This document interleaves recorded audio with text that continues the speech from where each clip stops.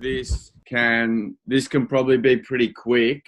I might throw it over to you in a second, Ella, to give us a bit of an update on the status of where we're at and if there's anything that we need the crew to do. As we have been pushing it really quickly to the final final minute or final day that we can. There have been a few hiccups along the way. People have missed their interviews, and it's kind of getting to the point now that if you don't have all the ducks lined up, passport ready to go, ability to get to LA, college letter at the least, there's no real chance of pushing people through. So I appreciate that all of you guys are trying to do your very best to get as many people over the line as possible. But now is sort of the crunch time where we've got to say no to a lot of people. And if we can all just understand and empathise with the difficulty of that position as well, for people like Ella, who are communicating that. And if we can help to support each other to be able to really clearly and calmly articulate that message to people that, hey, they might not have made it this time, but there will be another chance. There are intern and mentor positions. We want them to be involved. It's just that this time around we couldn't make it work in time. So that was really the message that I just wanted to share with all of you guys, because it goes from excitement, hype, pushing fast. Yes, we can do this. Yes, we can make it happen, to the reality of, hey, not everyone can be successful. We can't get everyone on this plane. And that's just a bit of a shift in mindset and approach from us all. That all cool? Yeah, that's fair enough, Sam. And can appreciate the whole circle of the group playing different roles at the moment. And we've got to be calm and mature about it. So yeah, awesome. Yeah, well, we're all trying to achieve the same thing. We just have to play different roles and do different things along the way. So, Ella, can I throw to you to just give us a bit of an update on the 50 million things that have happened since we last all spoke? Yeah, I'll try to keep this short. And well said, Sam. Like, it's, not an easy position that any of us are in right now. And we're so close to the finish line, and it's not like, it's bittersweet, and it was always going to be that way. And I think we just all need to work together and take at this point a really realistic approach, whereas up until now we've probably been on the more optimistic side of things. So where we're at, I sent a lot of emails over the last 72 hours. So we're currently at 54 offers have been sent out to Hooded Scholars, which is a huge number. And like, even though the next few days are going to be hard for us with, letting people know it's not right from this time around, like 54 Hooded Scholars that we were able to get over the line with, where we were at even a week ago, which was like less than 20. It's really something to be proud of. So we should definitely celebrate that. It's worth noting that a few of those may not come through. So, offers have been sent, but just based on the rate of some people that have had to pull out for various reasons, like, I think we should that's best. That number right now is best case based on who we've said yes to. Like, I know that a couple of the Danae people, for example, may not be able to come, Troy and Larry, that's also including like your Chases and Angeliques of the world and Lorenzo's who potentially may not come. So that's the numbers that I've currently sent out offer emails to. We've also got 8 people who are still kind of potentially in that interview phase. 3 of those did miss their interviews, so I'm trying really hard to find time to get them rescheduled. And then we've got... Just on that one, sorry, Ella, Brendo, Will, that was the Suno crew today. All 3 of them, I believe, missed their interview. Oh, they're digging their own grave, aren't they? Mm. It's a funny thing because, like Sam, you and I, it's so frustrating because we've seen this happen time and time again now. And I know, like, we know it's the time zone. There are 4 time zones in the US we're working across. That you try, like, we can try as hard as we can to be clear about the fact that there are time zones, and still it just happens. So we'll just try our best to reschedule them. But just being aware that, there's, if you look at Jack's calendar, you'll see where the challenge is. So then we've got another 14 that are sort of they've had their interviews, and we're waiting on, confirmation either of passport, or we're waiting for confirmation of a college letter or something. So there's 14 positions that potentially could be filled just with an email saying yes and a flight booked. So that's pretty cool. And that's pretty much where we're at. There's a handful of people that are sort of don't fit into any of those categories. There's 5 of them that, again, sort of, I'm in discussions with them about various things, but they're the current numbers. So I'd expect that we'd land around the 60 mark.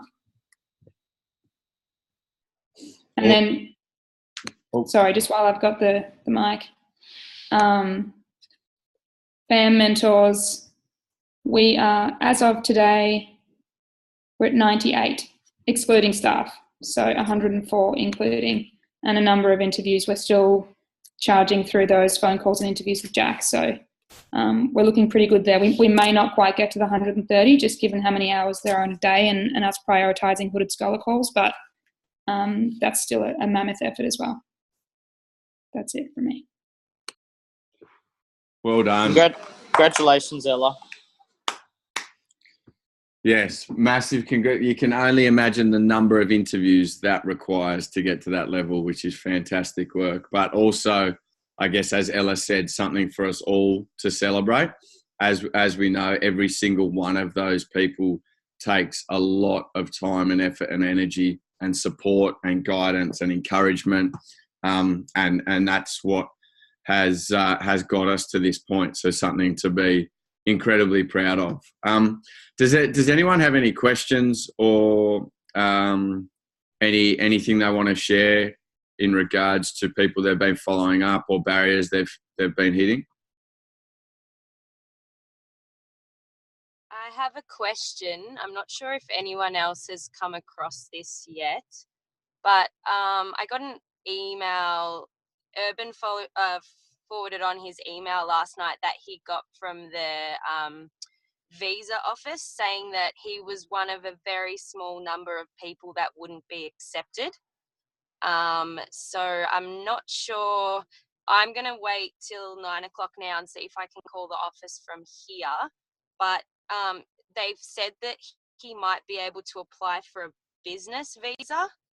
I don't know if anyone else has come across this yet or what to do to try and help him, but I don't have a whole world of knowledge on this, but just based on my sort of brief reading, I mean, the electronic travel visa should be really straightforward. I mean, based on my reading, I mean, there really shouldn't be much that would prevent you from getting that outside of like a criminal record, maybe. Like if he's an American citizen, it's really weird. So yeah, I think it's definitely worth following up with the visa office. You can get 2 streams of the electronic tourist visa.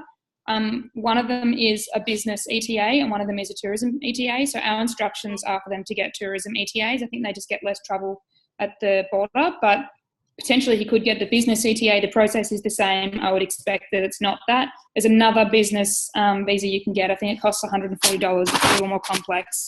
I'm not sure what is required for your eligibility for that, but you could look into it. But my first step would definitely be to call the office.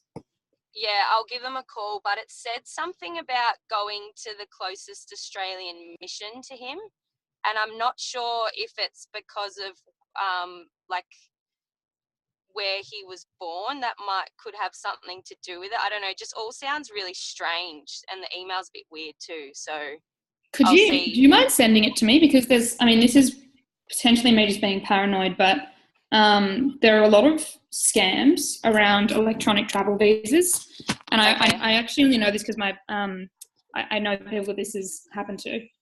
But yeah, if you don't click the exact link that I sent through, you might land on a weird website that's actually not a legitimate visa website, and they'll get you to pay, but you actually don't wind up with a visa. I don't think that's what's happened, but could you send me the email and I'll just make sure?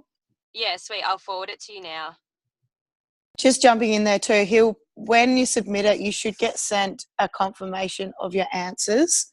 So even if it is legitimate, but he's maybe clicked on something that's given them a reason to reject him, it might be something you can visibly just have a look at.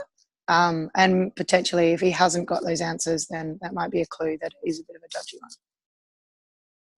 All right, cool. I'll chat to him and see if he's received that too. Thanks, guys. Hey guys, it's Jazz here. I thought I might just jump in. I know everyone's working so fast and furious to get everyone over the line, and I'm so excited. I'm seeing a lot of the registration forms come in.